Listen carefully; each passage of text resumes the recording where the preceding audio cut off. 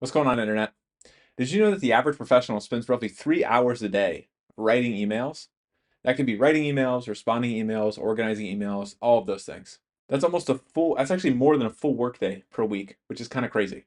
Last week, one of my clients I was talking to about emails, and he was complaining about the fact that he had to do all these follow ups after meetings. And during that conversation, I had an idea, and I shared that thought with him around a tip or a trick that how you can utilize AI to make this more efficient. He came back with me a week later and said it saved him roughly 6 hours of his time following up with those emails and writing those pieces. So today, in this quick video, I just want to share that quick tip with you and kind of show you exactly how I optimized that flow for him. And it's very basic. All you need is access to Claude or ChatGPT.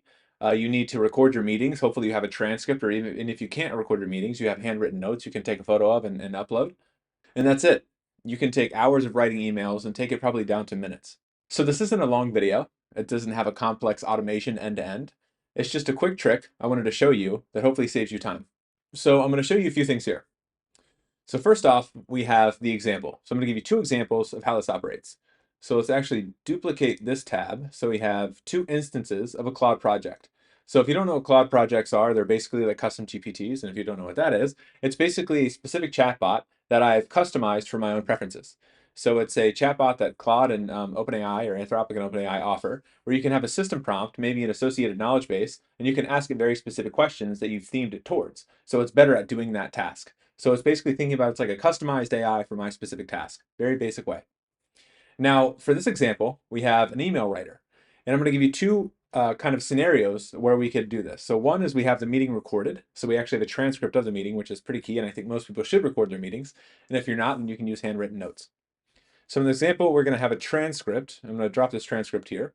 And this transcript's actually from a YouTube video. So I did an interview with one of my buddies, and he actually has his own YouTube channel. We're talking about all the different types of AI things that we're doing and kind of getting experience with.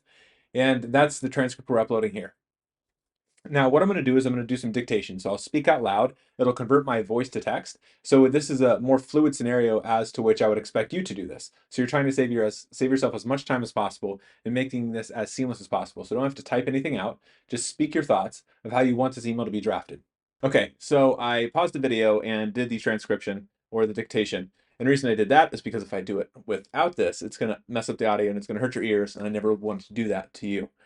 So I've converted it here, so we need to drop our transcript in there one more time.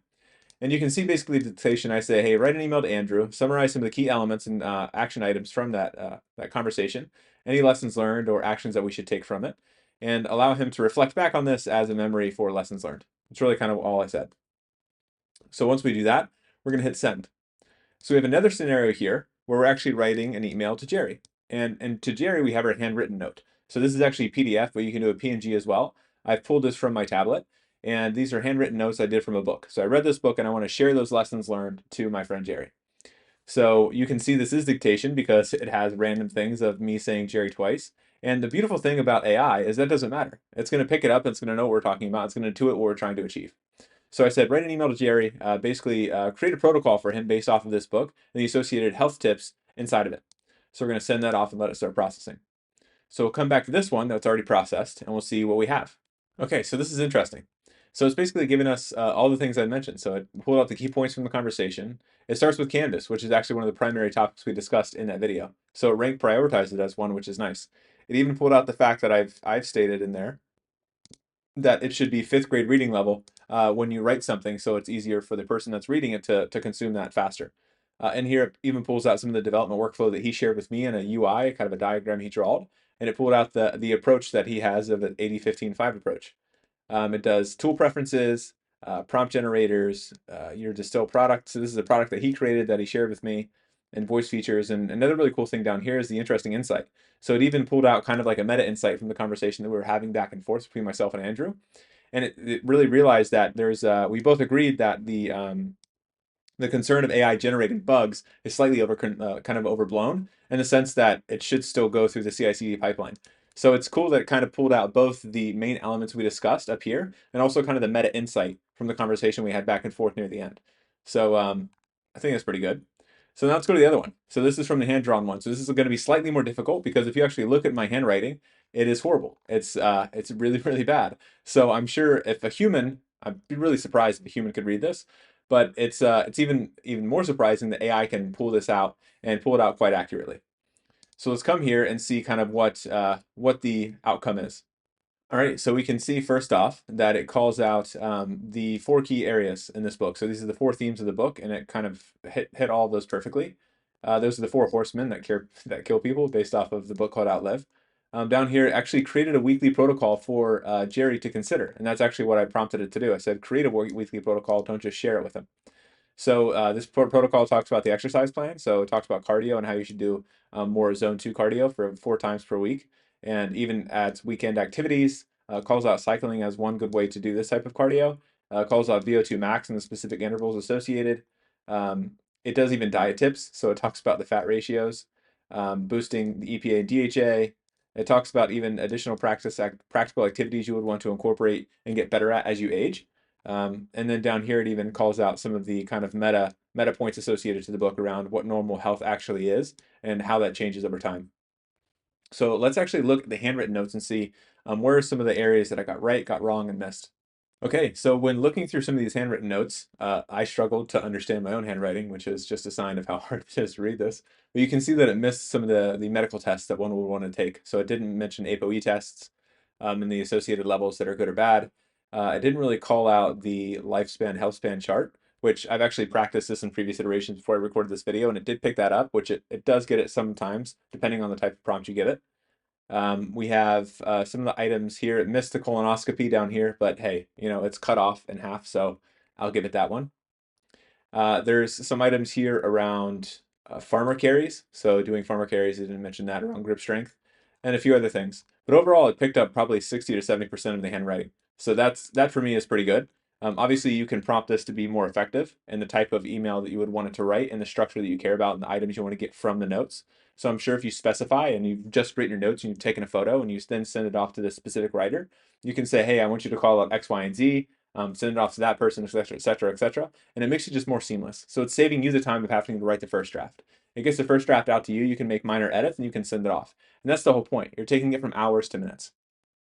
Now, before you go, I actually want to share the system prompt with you. So the email writer here, like I said, is a Claude project, and behind it, there's a system prompt that actually helps it write more effective emails. And I have that, I think, here. So I'll share this with you. And let me actually go to the Google Docs version of this. Okay, perfect. This is much easier to read. But like I said, I will share this GitHub repo with you if you're interested in actually seeing the system prompt and using it yourself, or at least modifying it, because I don't think you want to call yourself Dylan. So, in the system prompt, we start out with a basic opener of giving it a persona, saying you're an expert at writing emails. I then say, I want you to write on my behalf. So when you write on my behalf, you're writing on behalf of Dylan. So when you kind of sign off your email, you're signing off as me. Then we give it writing prompts. So saying, this is the specific way I expect you to write. If you've watched any of my previous videos, you know that I'm a big fan of having your writing come out at a 5th grade reading level. That then allows the recipient to read your stuff a lot faster and consume it in an effective way. Also, I always like to ensure that these sentences are varying between medium and short. Again, easier to read. So we have that element there.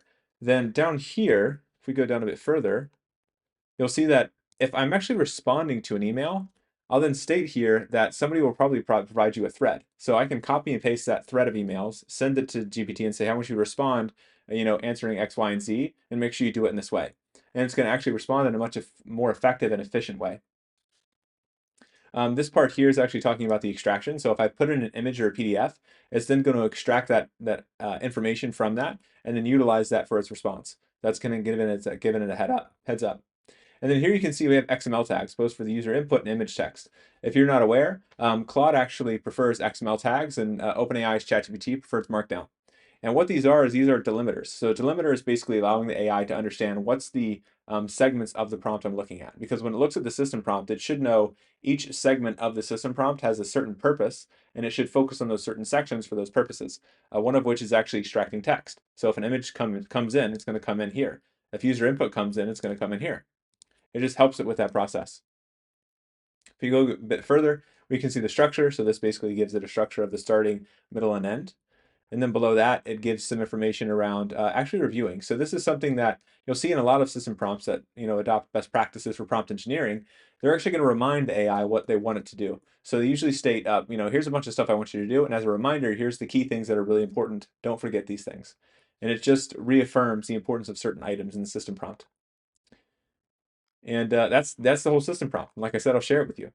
So, with that being said, internet, hope you found this educational, entertaining, all that stuff. If you liked it, reshare it with your friends. And if you'd like to work with me, I have a company called Gradient Labs. So, we're an AI consultancy. We help companies implement AI internally to automate internal processes and increase your productivity. So, if you're interested, there's a discovery link down below. So, you can book a 15-minute call with me to see if there's a good fit. And if not, no worries. And internet, I'll see you next time.